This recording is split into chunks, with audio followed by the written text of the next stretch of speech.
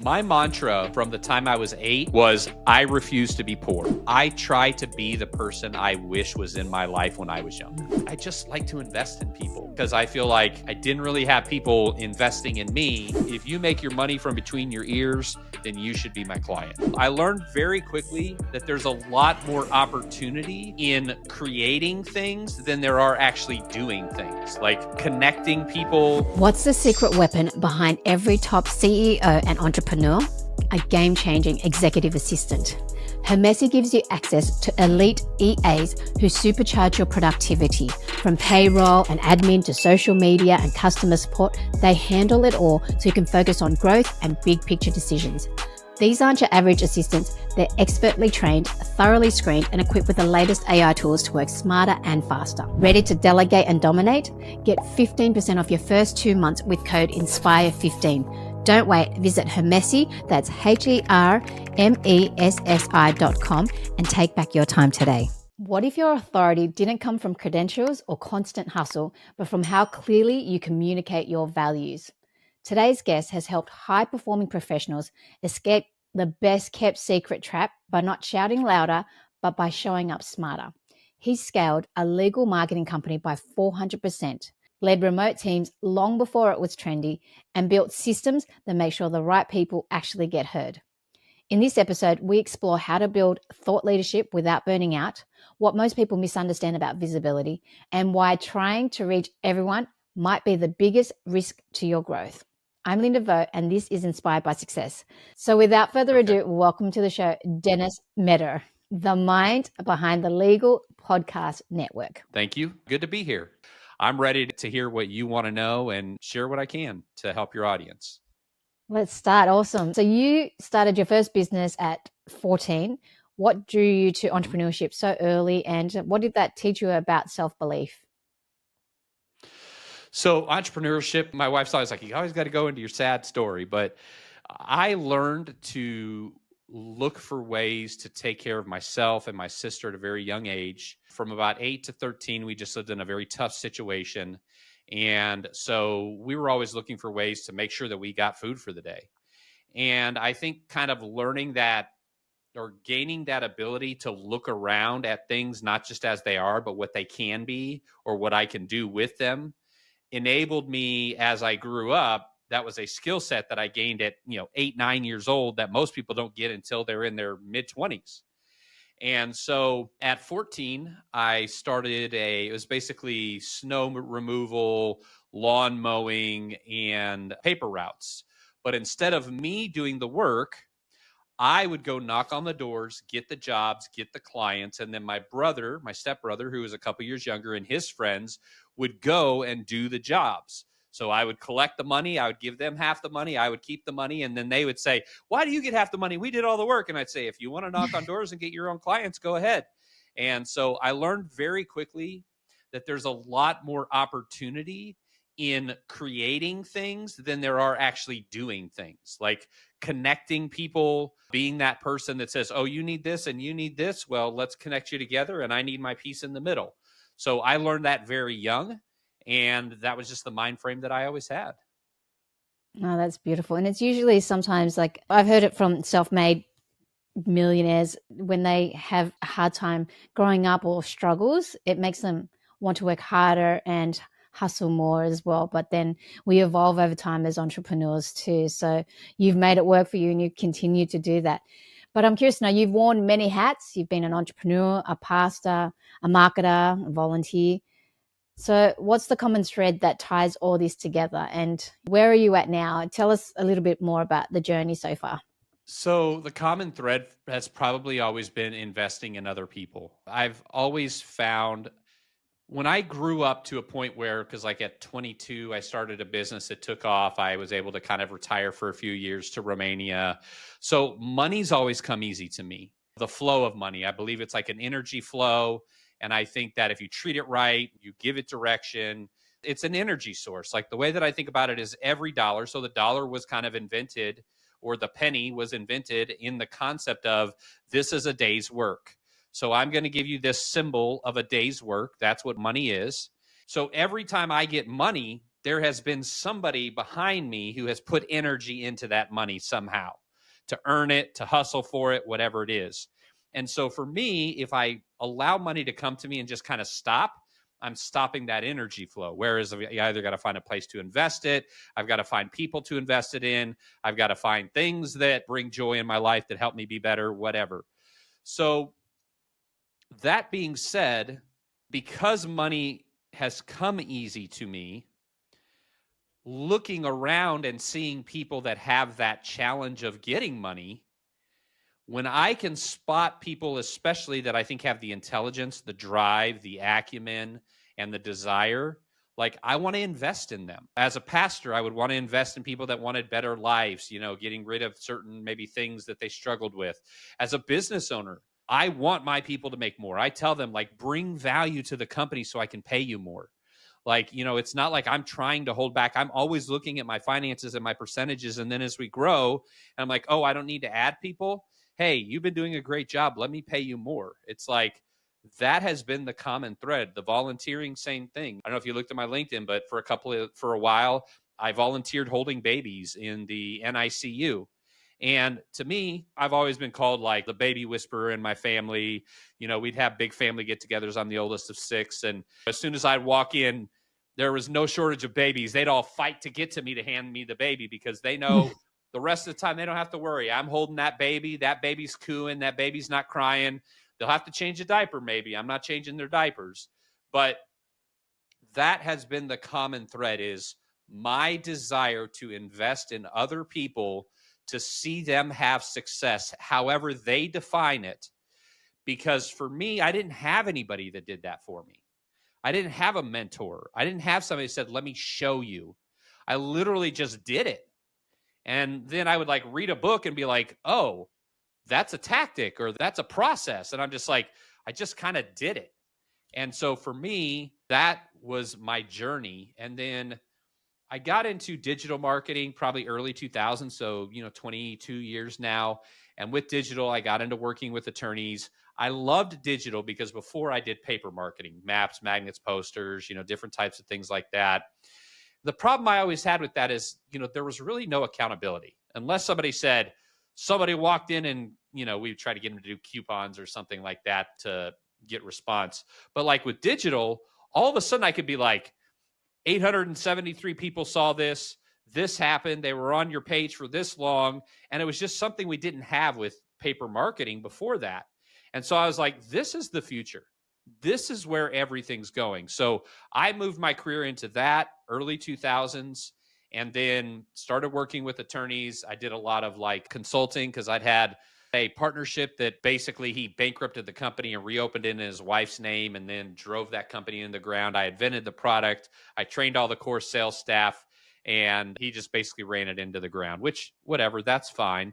I've always moved on, adapted, overcame. And I've always told people every time I've come into some sort of like sad, moment or tragedy, the reiteration of my life that's come after it has been much better than the previous one. Like I just came out of a partnership with another guy where I took in 5 years. He had 75 clients doing less than $1 million. In 5 years, I grew him to almost 400 clients, $4 or $5 million in revenue. And he was supposed to sign me as a 50% partner at that 5-year mark or buy me out.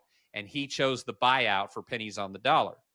So I was just like, what do I do now? I mean, I was making really good money, no overhead. He was taking most of the risk, but I was growing his company like gangbusters.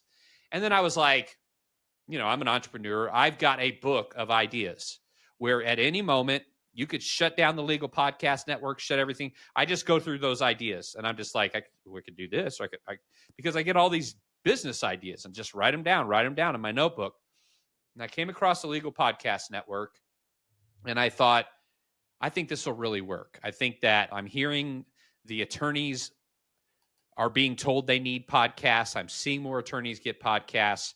So what I wanted to do is come up with a way for small law firms, and that's who I like working with, a turnkey situation that takes very little bit of their time, is extremely cost effective, but does a lot for their practice. So for example, if we have somebody who, and I'll just kind of give you my base program because I'm not trying to hide what I do. Client spends $595 a month with us, 600 US dollars. Now that's nothing. That's like a quarter page in some junky paper magazine. They're spending $600 a month with us. They get one podcast that goes out. That podcast goes out on 25 different networks, both audio and video. We shoot it in video and we put in skins and we put an intro, outro. It's a full YouTube show. We create 10 reels, 10 audiograms, 10 static posts, and create 2 to 3 pages of content. So we are now taking 30 minutes of their time and creating an entire month's worth of daily posts and a show and all of these outlets for $600. So to me, I feel like everybody should be my client. And like, I have 3 full-time salespeople. I don't even have to sell the product anymore. The only time I do is when someone comes in and says, hey, I'm a marketing person. I've got 300 lawyer clients. I'd like you to, present your program to my group. I'll present to that group. But other than that, I don't really have to do anything. All I do is I'm on podcasts. I'm developing my podcast and I work on the business to make it better every day. We're hitting a year, May 1st. We've got 115 clients, 25 people on the team. So think about this iteration. Less than a year and a half ago, I was making good money, but I was working with a partner who just made me lose sleep, made me miserable, fighting, arguing. It just wasn't a good situation. Then he says, I'm buying you out for pennies on the dollar. What do? I'm 4 months away from my wedding. And my wife's like, you were making XK per month. And now what are we going to do? And I'm like, well, figure something out. And I just went to it, kept the bills paid, launched the company after the wedding. Here we are a year later. We'll probably do somewhere between $80,000 and $100,000 this month in working with clients. Sometimes, like when you lose something, you think it's an amazing opportunity, or because this is what happened to me too. Like I lost my dream job in ad tech before COVID, and it was like I worked so hard to get to that level, and then I got made redundant. And I think it was God's way of saying you're going to get something better. And I didn't realize it at the time, but once a door closes, a better opportunity opens, so interesting story you told. And let's take it back because you spoke about money, and I love to learn about money. As an entrepreneur, we need to know about money. And I've had a few guests that talk about how money flows as well, but you mentioned that money comes easy to you, money flows to you. Some people, when they grow up, they don't have that belief system in place. So I'm curious to know, did you always have that belief system when you were a young age, given that you've always... It was just more that I noticed it after time. I noticed it after time. It was just like, it's probably when I was in my early 20s. And I was just like, I worked at this telemarketing firm while I was in this small Bible college, right? And so I'm working in this telemarketing firm and my buddy's making $9. And I go in and I'm like, well, $9 is great because I was making $5. But all of a sudden within 3 months, I'm one of the top solicitors in the whole company. Now they're paying me $25 an hour. I can come and go as I please. I'm 19 years old. I'm writing scripts and rebuttals. I'm literally getting on the phone, like saying what I say, hanging up and writing it down real quick. And then they're using that to sell multi-million dollars of this product. And then I moved over to selling ads. And I was selling ads with guys in their like late 30s and 40s. And here I am, 19 years old. I go in there. I'm the top person within 2 months. They make me the manager. People are like, well, how do you do it? I'm just like, I don't have an answer for you. I just do what they tell me and it happens.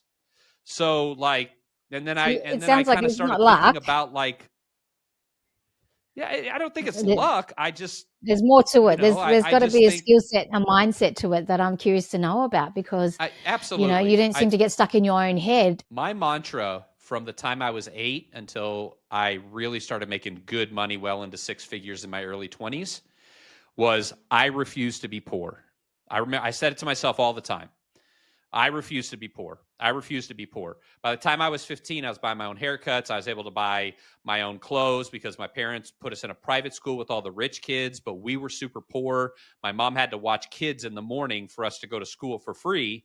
So I'm like, all these kids have money and all this stuff. They're buying Jordans.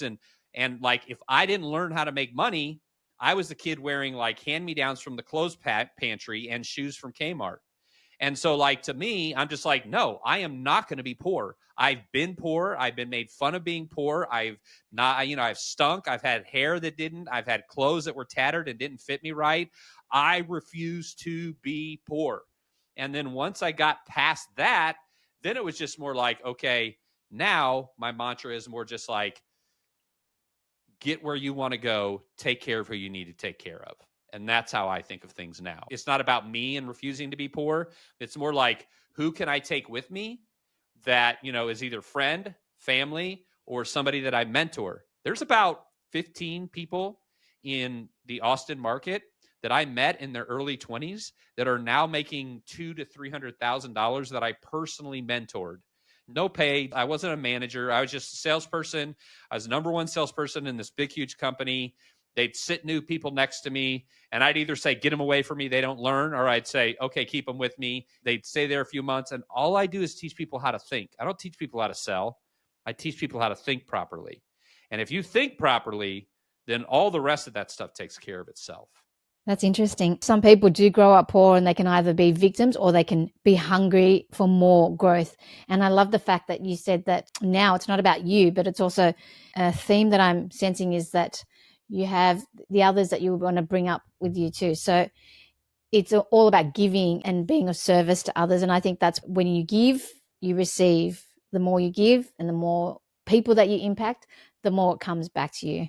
Is that one of your thoughts? Do you agree with that? Oh, yeah. I mean, reap what you sow, kismet, there's 100 different names for it, but every single philosophical and religious belief system teaches that same thing, investing in other people. And people ask me well, why do you do that? And I literally just tell them, I try to be the person I wish was in my life when I was younger. And if I can be that person, then I feel like I've accomplished something. I have a young man right now in my company. A year ago, he hits me up and he's just like, I want to work for you. And I was just like, okay, I didn't know him real well, but I knew him by reputation. Okay, you got to start on this bottom rung. And I said, and I'm going to mentor you. And he's like, okay. And I said, but if I mentor you, you have to do what I ask of you because I do not waste my time. So if I'm mentoring you and you're always going, oh, I'm sorry, I didn't get to it. I was busy. Then that's done. You got to figure it out on your own. The guy bought in. I say kid, he's like in his mid 30s. The guy bought in. A year ago, he was making $400 or $500 a week, just kind of struggling along. Now we've changed his mind frame. We've given him new opportunities. He'll probably make $150,000 this year, maybe more. In 1 year of just mentoring, how do you think? How do you handle this? Investing in him. Now I have another one right behind him. Now this one's Gen Z, so I got to help him a little bit more with mind frame because he doesn't have that millennial Gen X toughness that we get. But I had him read a book based on stoicism. If you're familiar with stoicism, I don't know if you've ever heard of Ryan Holiday, but stoicism is an ancient, it's based off Marcus Aurelius and then Epictetus, Seneca. And there's a guy named Ryan Holiday who does kind of modern, not interpretations, but modern lenses on these ancient philosophies. I said, here's the book, Obstacle is the Way. Because he was like, oh, you don't know, this happened to me, and this happened to me, and this happened to me. And I wanted to be like, oh, yeah, well, let me tell you what happened to me, buddy. You think your life's rough. Let me, but I thought that doesn't benefit anybody. I've been in plenty of arguments of who's had the worst life, and no one wins that argument. Because in our mind, we've all had the worst life. So I didn't try to get into that argument. I just said, hey, I got a book that really helped me when I struggled with thoughts like this. Would you be open to reading it? And he's like, yeah. So I sent it to him he's in South Africa. So I sent it to him through their Amazon. And a couple of days later, he's like, yeah, I'm reading. I'm like, well, what are you getting out of it? And he's like, basically, I'm getting that when tough things happen to me, I need to stop using them as excuses and look for a way to make it through them. Because if I can make it through them, I'll be a better person and I'll be stronger for it. And I was just like, yes, you got it. That's the main principle. I mean, there's a lot more meat on that bone, but if that's all the guy gets out of it with the mind frame that he just had a week before, I'm happy. So I just like to invest in people. And I guess it's like I said, because I feel like I didn't really have people investing in me. And because for whatever reason, money comes easy, sales comes easy, building a company comes easy, all these things that seem to come easy for me, I don't read sales books. I don't take sales courses, all that stuff, because every time I read it, I'm like, oh, I've been doing that for years. I didn't know that was a manipulative tactic. I just thought it made sense logically. So I don't take any of these courses because people are like, oh, you don't learn? You don't have anything to learn? You think you know everything? I'm like, no, but you realize all those books were written by guys like me who were just doing it and then wrote it down. So why do I need to read their books? Now I'll read philosophy books, but I'm just talking about like business and things like that. So anyway, I'm not sure if that answers your question, but I hope it makes sense how I got there. Yes, so I'm curious to know now, because you mentioned the people. I want to talk about leadership and remote innovation, because you were managing teams Got a little before the bit. There we pandemic go. made it normal. What made you adopt that model so early, and what stayed consistent with your leadership style since then? Freedom. Honestly, like I have valued my personal freedom over anything else. I don't do well. Like even when I went to this little Bible institute that I was in, like the chancellor and the whatever, and the dean and all that. And I was just like, they're just people that are older than us. Like I don't get this whole like hierarchical, like, oh, like you should respect me because of this. Like I don't do that. Like even on my own team, I'm like, people are like, sir. And I'm like, please don't call me sir. You can call me Dennis. You can call me DM. But like, sir, it denotes that there's a fear there. And I understand you're trying to be respectful in certain cultures. But usually when I do, they're like, oh, okay, Dennis, you know? And so go back to the question again. Oh, the pandemic. Freedom has The been remote something that I have teams. valued. I've valued freedom for a very long time. I have learned that I cannot give as much freedom to others as I want them to have. So I've had to create a system that I call freedom with accountability. And I teach like basically where everybody together has accountability so that they're not looking as if they're accountability to me. Because if accountability is to me, then if I don't see it, it didn't happen. But if accountability is to the whole team, then everybody feels a sense of responsibility of what's going on around them. And so my leadership style is one of, okay, guys, here's our common goal. Here's how you each individually reach your common goal. And if we all reach our common goal together, we all get rewarded together. I don't say, oh, the sales guy is the king of the castle. And, you know, blah, blah, blah. Like even when we announce sales, we're like, congratulations to so-and-so who built the list. Congratulations to so-and-so who set up this marketing mechanism, which yielded this lead. Congratulations to so-and-so who brought the client on. So there's 3 or 4 people mentioned, not just the king sales guy or girl.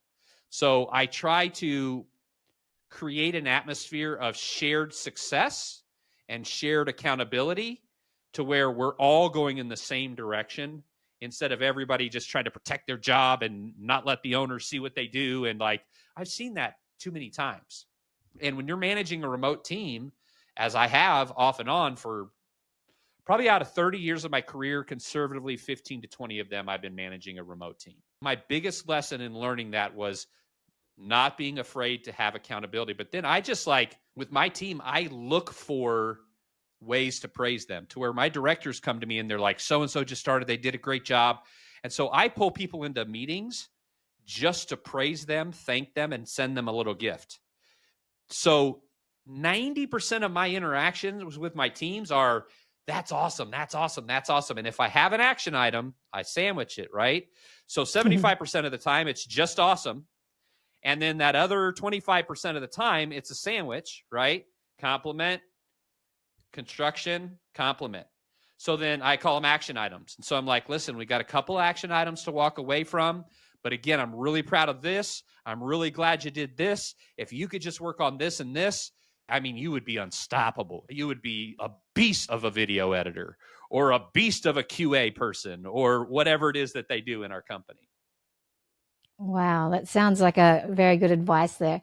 And what about when people that you're hiring remotely, when they are dropping the ball in their standards, what would you do then? Because I've had a great team, but then, sometimes things and events happen and they drop the ball, but you don't want to let them go. Or what is your style when that happens? Do you let them go, or So when it there's not depends on the consistent? situation. Mm. Yeah, it's definitely situational. So, you know, if somebody's like, most people are like with my people, I hate to say this, but like I'm a part-time therapist a lot of times, you know, because I do have that sort of, and I have that background of being a pastor and I give advice and things like that. But like, I will say to them, instead of you aren't, I'll say, can you contextualize and help me understand why you were performing at this level and now we're seeing this? Can you help me understand? And then I sit back and I let them explain. And so if it's just, sometimes they're just like, I messed up. If you keep me, I promise you, I will never, I don't even have to say anything. I just am like, just explain it to me.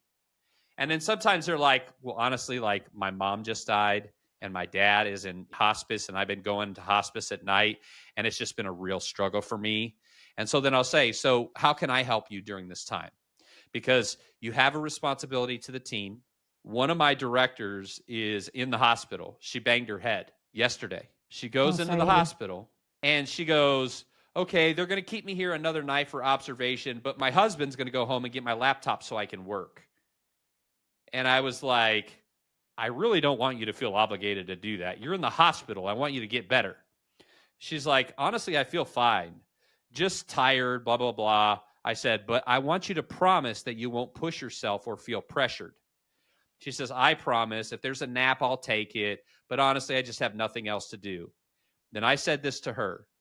You are more important than the work you do. And she was just like, hearted it and like, thank you. Like, because the last guy, which was my old partner, literally had her working the same night she had a C-section. And I'm like, that's not me. I'm not him. You're not going to lose your job if you don't work in the hospital. Oh my gosh. So, yeah. Ready to revolutionize your content game? Meet Modern IQ, the AI tool that creates SEO optimized, plagiarism-free blog posts with just one click. No more writer's block or endless hours of content creation. Generate high-quality articles that boost visibility, save time, and slash marketing costs. Whether you're a startup or an established business, this tool is your content team, marketing expert, and SEO guru in one. Click on the link in the description to claim your free article and join forward-thinking entrepreneurs who are working smarter, not harder. The future of effortless marketing is here. Are you ready to dive in? Sometimes you just have to teach people, like, if you need to take some time off, we've got people, we can step in. Like, if you need a week or two to deal with your dad and be with him because this is the end of his life, take 2 weeks off. I mean, they're contractors. I can't pay them. But like, I'll have other people, we'll spread your work around and we'll keep a place for you. And so generally that's how it happens. Now, if I get that person that I can tell is just ripping me off and trying to take my money and just basically taking advantage of me, then I'm going to lay down all the evidence right in front of them. And I'm going to say, you're a contractor, which means technically I could sue you for breach of contract. I'm not going to, but I need you to understand how serious it is what you just did. So I'm going to give you a chance to walk away quietly. I won't have to file any fraud reports, and you can go on your merry way. Have you had a situation like that before? They've ripped you off? Because I've had VAs that have just done no work and just come late. I should have got rid of that person sooner, but I had them for 2 weeks and they were just trying to get paid but do nothing, basically. So tell me a story what's the worst situation that you've had? Interesting situation. I have a young man that he was somebody I mentored. I met him when he was 19 years old, and they made him my personal sales development representative. I taught him. He would come over to my house and have dinner, and like, he was like a part of my family, right? So when I start this next company, I said, hey, you want to come over and do this? And like, I knew his numbers, and then all of a sudden, like, his numbers were just abysmal. And I was like, what is going on with him? So let me check out his calls. Maybe he's just not rebuttaling. All of a sudden I look, and out of 150 calls, he's done them because he was supposed to do 150 calls a day. That was his contract. He had 150 calls in 20 minutes. And he was just dial, hang up, dial, hang up, dial, hang up, dial, hang up, dial, hang up. And he did that for 20 minutes and then turned in 8 hours worth of work for pay. And I didn't even know it. And then I looked back and I had seen that he had did that on different days. Not every day. He did enough to keep his job. But I'd be like, that day he only had 30 minutes of login time. So I finally went to him and I was like, listen, dude, like, we go a long way back. And I said, honestly, I cannot believe that this happened between me and you. But personal feelings aside, you're a contractor. You have falsified and ripped off my company. I could have my VA go back and trace every day that you did that, because I would pay them a daily rate plus bonuses when things would happen. And I could sue you. And if it hits $5,000, and he'd worked for me for quite a while, I could sue you and actually charge you with fraud, like felony fraud. And he was like, oh my God, like, well, you wouldn't do that. You wouldn't. And I was like, I don't want to do that. But here's what I want you to do. I want you to go. And I said, if I ever hear you talking bad about me to somebody, then I have the evidence of what you did. Because we still had the same circle of friends and things like that. And I just basically said, you just go your way. I'm going to go mine. And that's why I've really stopped hiring people that were really close to me, friends and family. I stopped doing that like 10 years ago because I've learned that friends and family think, it's just Dennis. He's a sweet guy. He's a big teddy bear. And then they see the business side of me where it's like, no, you rip me off. Like, I'm going to take care of mine because you're not just ripping me off. You're ripping off every single other person in this company. And that's how I can maintain. Because like, if it was just me, I'd be like, oh, just go. I can't believe you. But I take it personally for my team. And I'm like, every person that depended on you to do that, when you didn't do it, you were stealing from them. And so that's an example of where that's happened. Wow, that's a pretty powerful story there. I mean, we definitely learn our lessons from hiring the wrong people. And I guess for them, it works out, it affects their consciousness too and how they work. But at least hopefully you taught him a lesson. So I'm curious to know about thought leadership and positioning. Like you've built your podcast and you've made it niche as well. So I'm curious to know, why do you think trying to reach everyone can actually hurt your growth more than help it? Because you've focused on the legal clients. Can you give us some advice on that and why not trying to cater? I know that in business, you do hear the saying, when you cater to everyone, you cater to nobody. So why niche and why not trying to reach everybody? If you're trying to reach everyone, it can hurt more than it can help. Oh, yeah. I mean, we've all heard the phrase, or there's riches and niches. I happen to know attorneys very well. So for me to build a sales process, because I sold from the start up until January, and I brought on the first 85 clients of the company while I was building the company, while I was hiring, while I was training, while I was creating SOPs, while I was, building out our fulfillment system, which is very intricate, as a 303-step process per client per month. I knew with attorneys, I could sell them. I've been selling them for 20 years. So that was easy for me. Plus, I understand attorneys. What do they want? They want more clients, and they don't want to do anything for them. This is basically what it boils down to. Attorneys don't want to be marketers. Like a lot of different niches, you try to get it like a realtor, real estate agent, for the most part, especially in the beginning. You call up a realtor and you're like, hey, I want to sell you marketing. And then they're just like, oh, that's cool. I could just do that myself. And then they have the time. But like attorneys, they're busy. They typically have the budget. And I understood their mind frame. I love working with attorneys because they work in logic. You don't have to use an emotional sale. You don't have to use emotional or manipulative sales tactics. It's all about logic. It's all about just being upfront. Like my rapport in the beginning of a demo is very simply this. I'll say, listen, I know you didn't take this meeting because you're hoping to meet your new best friend. I'm not going to pretend like I'm your new best friend. I've got about 20 minutes to cover. I'm going to ask you a few questions. I'm going to show you what we do, how we do it, what it costs, and then you can tell me where you want to go from there. Fair enough?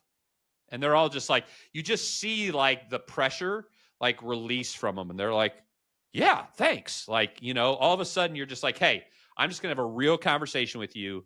I'm not going to pretend and do all the sleazy stuff that salespeople tend to do. So I like that about attorneys because they're very receptive to that. There are certain niches that you have to be like, if you could get 5 new clients this month, each month from my program, how, you know what I mean? Like you have to emotionally manipulate them to get them to buy. So instead of feeling slimy by selling people like that, I would rather just go after people that I can have logical conversations with. And attorneys love to argue, which means they're open to you saying, yeah, but have you thought about this? And they allow you to rebuttal them. Whereas, again, certain niches, I'm the boss. And the second you say, well, no, you could be wrong, they're like, F you, I hate you, blah, blah, and you're just like, listen, I didn't sign up to be a part of that. So That's why I chose attorneys. I believe in driving deep before going wide. So right now, what we're really trying to do is get all our SOPs, get all of our systems in place, get all of our scalability in place, get to about probably 600 clients in the legal space. And then we're going to start to go wide. I own the professional podcast network and I own the medical podcast network. So then we'll just basically recreate all of our marketing systems up into those. And then I can hire different types of salespeople for those that would do better with those. I can still sell all those other ones. It's like my natural place is with attorneys and people like that. The other ones on the outside of it, I could sell them if I have to. So I can train people to sell them. Insurance, any white collar, any medical, anything where they want to convey to people that what they know makes them worth more. So, I always say, if you make your money from between your ears, then you should be my client. Because otherwise, you just have a website that says, hey, I do that. And guess what? All of your competitors have the same thing on their website. Whereas when you are using, like with us, we're using FAQ, question-based search, knowledge podcasts. Now, I need a divorce. I have a high asset situation. I come across this attorney's videos about what happens to a second home during divorce, what happens to the boat during a divorce, what happens to non-essential things during a divorce. Now I'm going to read that and listen. And when it comes time to hire an attorney, who do you think I'm most likely to trust when I already know and like them? And so that's what we do for our clients, is build that. And that can be scaled, but I think you should start in a very narrow niche. But honestly, there's roughly 360,000 law firms that fit our criteria. But honestly, when we're building these lists, we can't find more than 200,000. So, and we market to about 50,000 attorneys at any given time through different methods. Wow. It sounds like you've got a big process and you're building out systems to scale. So that sounds amazing. And I'm just curious to know, for people that want to become thought leaders and they feel invisible in their space and they want to grow their business, where should they start when it comes to standing out authentically? So I think that there's two questions they need to ask themselves, because there's thought leadership and then there's authoritative positioning. Most people confuse the two, and they think they want thought leadership, but what they really want is authoritative positioning. I kind of compare it this way. Thought leadership is about me and my knowledge being recognized within my industry so that other people in my industry will follow me. That's what a thought leader is. When I do it, other attorneys do it. When I do it, other real estate agents do it. I'm the thought leader. How does that benefit me financially? Now, maybe I'm in a place in my career that I just want to invest in people, and that's fine. Or I want to leave a legacy, and that's fine. But the vast majority of people that say they want to be thought leaders, really what they need to be doing is building up authoritative positioning. And authoritative positioning starts from the client to you instead of from you to your industry. So with authoritative positioning, I am, for example, the way we do it, I am positioning myself so that by the time my client comes to me, my potential client, I'm an authority. They're already 75, 80% sold. They've seen my FAQ on my website. They've listened to my podcast. They've seen some of my reels. They see I know what I'm doing, and they want to work with me. That's authoritative positioning. And that is what 99% of people that say they're trying to be thought leaders really want, because they don't want to stand on a stage and make 10,000. They want 10 people in their market to come to them and spend 10,000 a month. And so they have to decide between the two. Do I want to be a thought leader? I want to be on stages. I want a podcast. I want my peers to follow me. And really, how is that monetized? I mean, it can be monetized, but then you go into coaching and all of that. And that's a whole nother. I mean, honestly, if I'm an attorney, I'm selling coaching programs for 10, 50 grand, or I'm a personal injury attorney and I could settle 3 cases a year for $5 million a piece and make $5 million. What's worth more to me? So they need to decide which they want. Oh, that's powerful. You mentioned podcasting, how it's helped you as well. And you've helped people use podcasting in a strategic, time efficient way. So, what's your advice for someone who's curious but overwhelmed by the idea of content creation? Because there is a lot involved when it comes to having a podcast, having video, cutting that up. And you mentioned it before, and all those content pieces as well. And that's why you have a team. But what's your advice for someone who's curious but overwhelmed by the thought of that? Let me answer this carefully.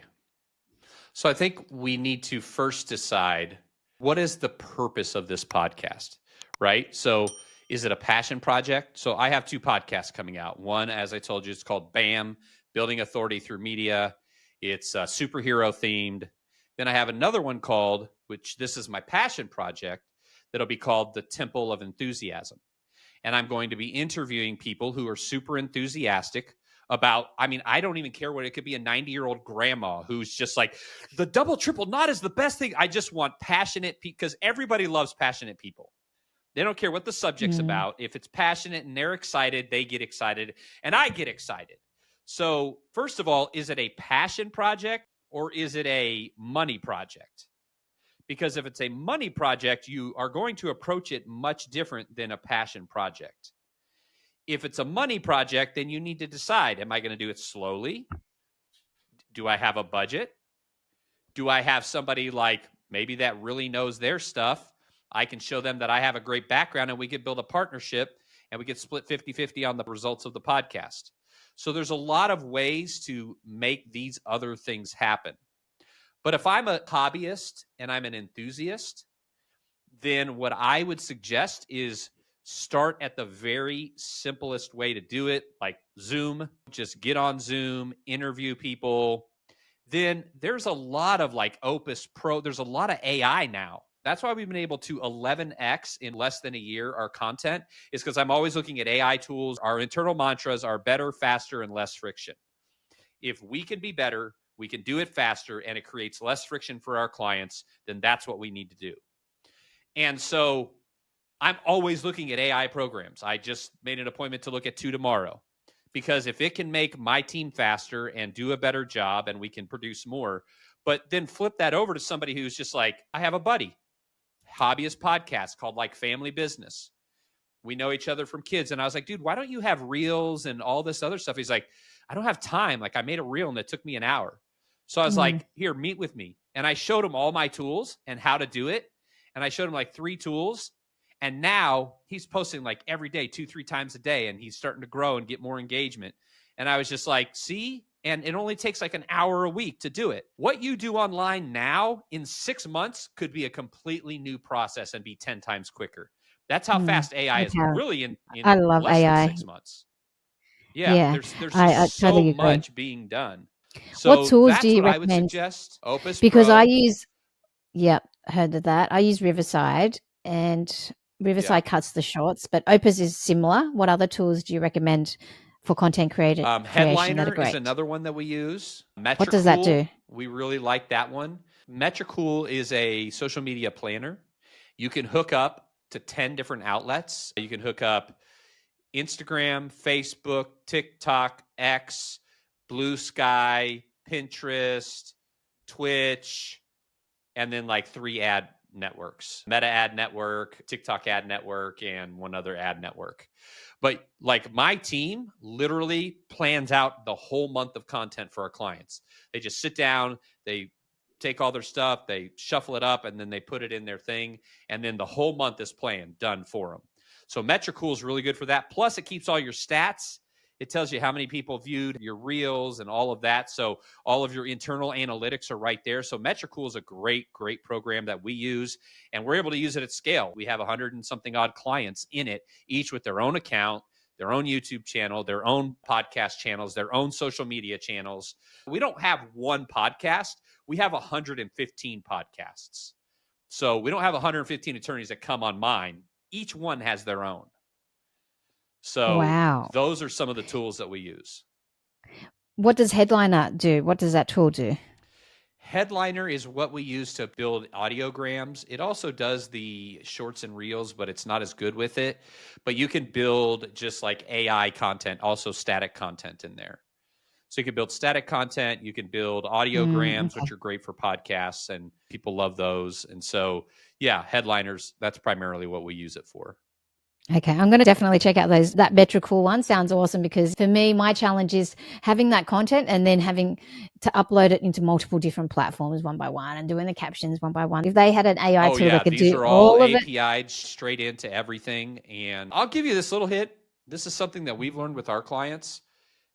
Pinterest is still a thing. Pinterest still produces. Like, we don't Okay. hear about it, but the people that do Pinterest, they do Pinterest. Like, I call it digital languages, right? So, like, we all speak different digital languages.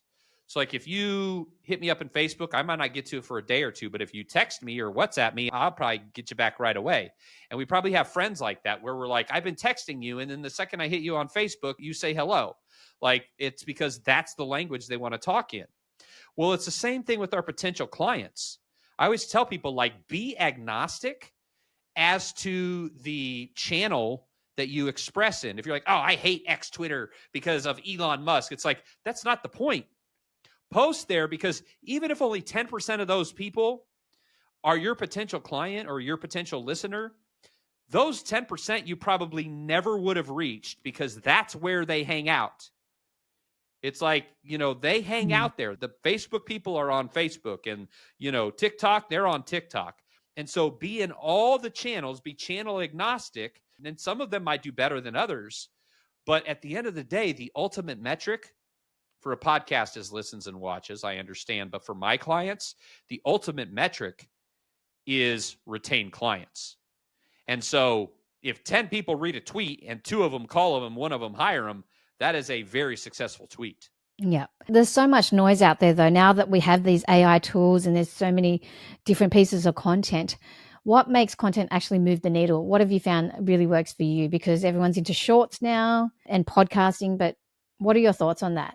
I think that if your production value is higher, and you don't just throw up the stuff that has like the misspelled stuff where people can read it, because I think people over time, their eyes are going to glaze over.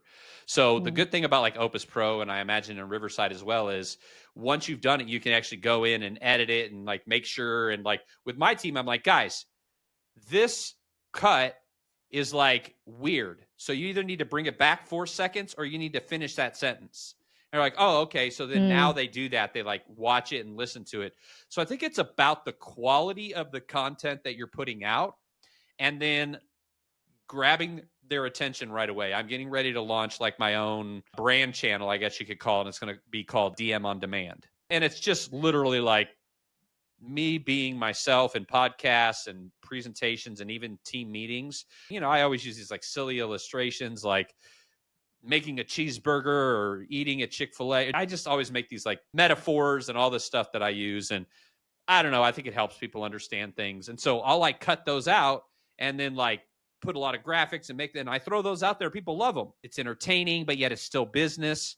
And then like I talked about with my show, Building Authority Through Media, everyone was like, you need to do the one with you in the suit. And, I was like, no, this is going to be a superhero show. I'm trying to figure out how I could do the whole thing in cartoon for YouTube.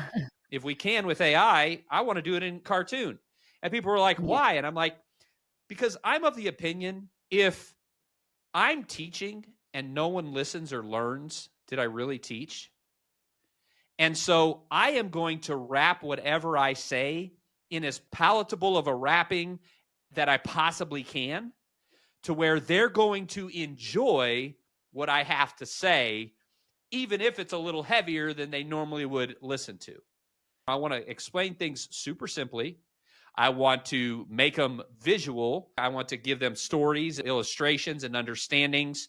Because again, in a 20-minute podcast, if I spit out 500 things and people just walk away and go, wow, that guy's smart, he said a lot of stuff, versus if I just took one podcast and for an hour drove home one particular point to where they walked away knowing everything about that point, which one is a more productive podcast? I would say the second. Yeah.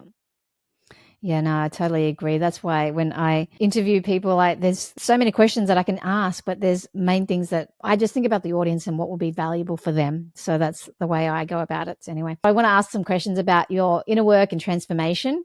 And I'm curious to know, Okay. how has your view of success evolved over the time? What does success mean to you, and how would you personally define success now? My next level of success is being able to live Europe and or Southeast Asia, only have to meet with my team 2 hours a week and base and look at reports. That is the goal that I would have within 3 to 5 years. I mean, I'm already on like 3, 4 hours a day. If I can get it down to 3, 4 hours a week, then I can live anywhere in the world. And so that's Mm, my definition of success, which is just ultimately what I said before, freedom. Being freedom. able to go where I Yes. want, when I want, travel, experience life, and not worry. Yeah. And what are you excited about in the future to come? Like, what excites you the most? Because AI, there's so many things that we could do. There's so many possibilities. And like you said, the freedom part. But what are you looking forward to? What am I looking forward to in the future? I would say a couple things. One is I'm trying, we are attempting to have a child in my second marriage here. She hasn't had a baby yet. My other kids are grown, 25, 23, and 19. I'm excited for the chance to be a father again. I've always loved children. That's something I'm looking forward to. And I've told my wife, I was like, listen, like, if we need to do IVF, like, we're going to move to Merida, Mexico, where it's world class medical facilities, but it's like a fraction of the cost of the US. Like, you could do IVF for like a couple of grand and it's still at the same level. So, having a baby and then really just getting a chance to see the rest of the world. There's so much that I haven't seen that for me to be able to experience and then maybe find those places where, and it might be 3 or 4 places a year, but find those places where I can settle in and feel like, okay, this is home. Because to me, home has always been a person or people. It's never been a place. I've never been able to find a place where I've been like, oh, this is home. And I've been like, hey, I love it here. This is great. But the concept of being able to travel enough and to see enough of the world to be like, you know what? Thailand's home. That's it. Or whatever. Vietnam's home or Italy's home or the Philippines or whatever it is, Australia, whatever. I wrote this on my Facebook recently. I said, listen, I said, money does not buy happiness, but it does buy options. That's all I'm looking for. I want the Mm. option to live where I want, be a citizen of the world, experience life on my terms. I'm fortunate I don't have a wife that's like, get me a Louis. I need red bottom heels. Like, but she loves to travel like me. So we do a lot of traveling together. And so that's what I'm looking forward to. We're I literally like it. planning on raising our child through traveling so that hopefully she has a world view instead of just a US centric view. I love that. Yes, I totally agree with that. Traveling, for me, fulfillment is traveling as well, and not materialistic things, but experiences and memories that you can build. Is there any key message that you want to leave with the audience? Anything that I missed that you want to share? I mean, I think ultimately, and this is what I would say to anybody, I think a lot of people get to the point where they say, I want to, but they never say, I did. That's just two more words. And if you can push yourself, like, listen, you can look at me and be like, oh, this guy, 115 clients and 25 people. Do you know that my fulfillment system broke 4 times the first year? We started off in spreadsheets. We went to Monday. Then we went to, I forget the name of it, but another one. And now we're having a custom solution for ClickUp put together. And I was in charge of all of these. It wasn't like I can even blame it on anybody. So don't be afraid to make mistakes. Don't be afraid to learn because that's the only way you're going to be able to look back and say, I did instead of I want to. I like it. It's powerful. Dennis, thank you so much for your time. Guys, if you're still listening and watching, please do me a favorite and hit that subscribe, hit that like button, and tell me what was a key message that resonated with you the most. And hit that follow button if you're listening on the podcast. Dennis, where can people find you, connect, and follow with you? LinkedIn, Dennis DM Meador. I think it's just under Dennis Meador. I try to put out a lot of content there, writing, philosophy about business, So if you think that you might find some value in my business acumen, you can find some stuff there. Our website, thelegalpodcastnetwork.com. Those are the two ways to kind of connect on a professional level. If you want to connect beyond that, then on LinkedIn, hit me up and just say, hey, you're a cool guy. I'm probably never going to spend money with you, but can we connect? I got friends all over the world that I've met that way. My whole team, I have one guy on my team I've known for 22 years. I met him one time and we've worked together. 2 other people that I've had for 7 years, never even met them. But we're like friends, talk all day, every day, So virtual environments don't bother me. But yeah, Anybody feel free to reach out, and I'll do what I can to be of help to you. Thanks, Dennis. Thank you so much for your time. Absolutely. Thank you.